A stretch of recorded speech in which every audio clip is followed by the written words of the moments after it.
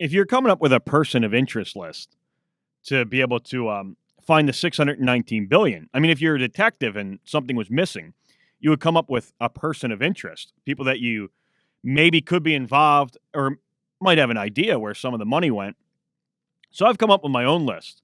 And I think I would start with some of the fine Democrats that are in power now.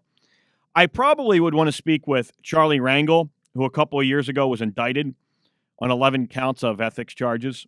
You may want to speak with Senator Claire Mccaskill, the fine Democrat from Missouri, whose husband received tens of millions of dollars for affordable housing in Missouri in the stimulus package, who was actually recorded basically auctioning off government contracts in the Senate dining room while the stimulus package was being signed, who also has a business partner who was a two-time convicted felon for embezzlement.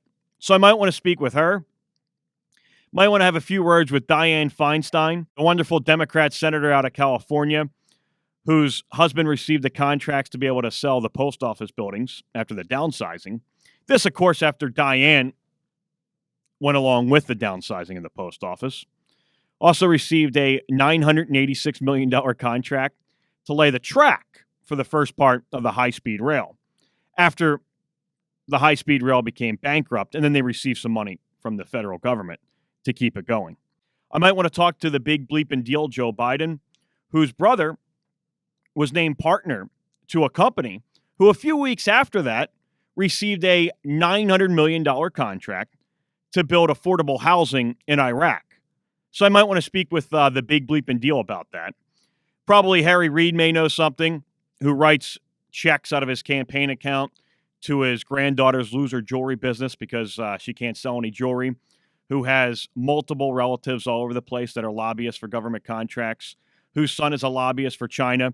Probably the reason this idiot tried to basically start a civil war with some rancher a couple of months ago, who also has a lot of real estate deals, whereas real estate really went up a lot after government projects, government infrastructure projects, were done right next to his real estate. And a shocker, a lot of the real estate skyrocketed after that. So I might want to speak with Harry Reid. I may have a couple of questions for the drop-dead gorgeous Rosa DeLauro, who every 2 years raises about $5 or $6 million in a campaign, uses $1 million on her campaign. The rest of the money she donates to the DCC, the Democrat Congressional Committee, because she cares about the party. She likes to party a lot. Now, what do? They do a lot of polling. Now, who does the polling for the DCC? Rosa DeLauro's husband. He conducts the polling for the DCC. So maybe I would speak a little bit with her, at least be an excuse to have a drink with the drop-dead gorgeous congresswoman out of Connecticut. I probably would want to speak with the Clintons. We just learned this week that while being the Secretary of State, Hilary Clinton, Bill Clinton during that time received $48 million for 200 speeches from foreign companies. Now, listen, I think Bill's a great speaker as well, but you really think that it's worth it for a company to pay $200, $300, $400 to have him speak? What is he, Anthony Robbins? What are they going to be walking on coals after he leaves? This is such a way, these speeches around the lobbying fact. It's exactly what that is. It's a way to get around the lobbying. Chelsea Clinton, we just found out, received $75,000 a speech. Would you pay 75 cents to listen to Chelsea Clinton speak? In fact, her employer, NBC, actually pays her to not speak. She makes $600,000 a year. It just came out. I forget how much she makes a minute. It's a couple of grand a minute she makes. They've only, in almost 3 years, they've used her for like a combined total of like 40-some minutes. She basically speaks about 20 minutes a year. And half the time it's happy birthday things to her parents. So I'm supposed to believe that a company, let's have Chelsea Clinton speak. That's all get in line for that. We'll pay her $75,000. And her employer actually pays her to sit home and not speak.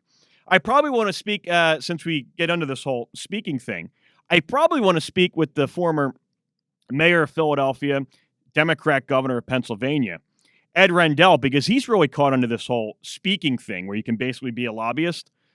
You know that in 2012, he was investigated by the FBI because he received hundreds of thousands of dollars from an Iranian terrorist group. Now, he gave speeches to them. So I'm sure an Iranian terrorist group, they just want to fork out 30, 40, 50, 60 grand a pop to have Eddie come speak to him about roads and bridges, because that's all he talks about when he's on MSNBC. It probably doesn't have anything to do with the fact that they gave him a couple $100,000 because he's very close to the Clintons, and Hilary Clinton at the time was Secretary of State, and she actually could have had that label of a terrorist group that was put on them 15 years prior by the State Department. She could have had that lifted. So I'm sure it was just they wouldn't listen to Eddie talk about roads and bridges. Nothing to do with the fact with his relationship to the Clintons. I might speak with John Kerry, the greatest Wall Street insider trader of all time, who's very good at buying stocks in companies that are going to receive government contracts and receive government funding. Now, he does this just before the money gets appropriated, and all this happens while he's on the committee that appropriates which company is going to receive the money. So I might want to speak with John Kerry about the missing money. Maybe the Democrat governor, Rahm Emanual of Chicago, who in between working on the staff of Bill Clinton in the White House and Obama's chief of staff, went and worked in the finance industry, went and worked for the banks. Now, here's a man who has never once had any financial experience working in the finance industry. But he was actually paid in 2 years $18.5 million for someone that's never worked in the banking industry before. May want to speak to Bob Menendez for a couple of minutes. Senator Roberto Menendez, my senator from New Jersey.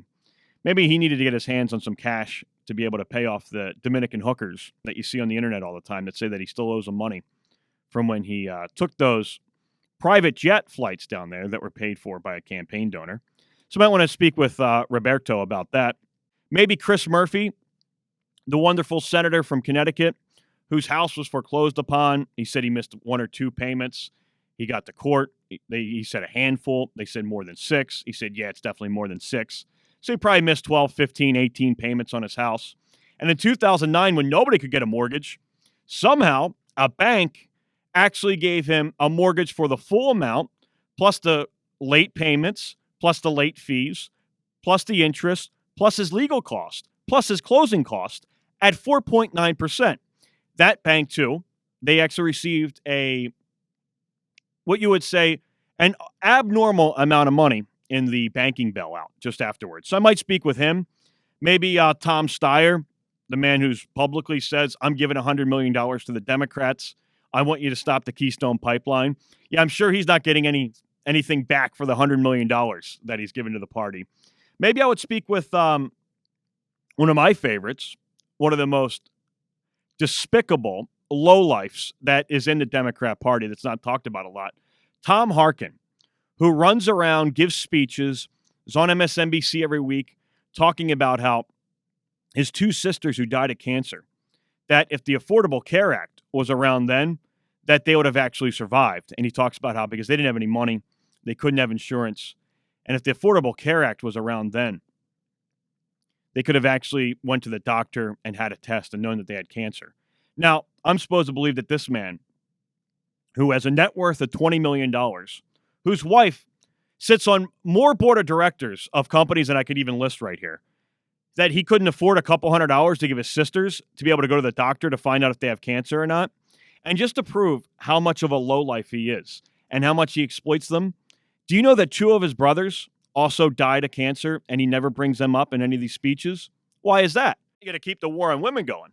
So I might speak with him and maybe the wonderful Democrat former governor of New Jersey, John Corzine, who was over MF Global. Company went bankrupt, and just before it, there was $1.5 billion missing, including $460 million in missing customer cash. That went missing a couple of weeks before they went down. I might want to speak with him about it, too. So there's a few gems in the Democrat Party that you might want to start with that might have an idea where the missing money went.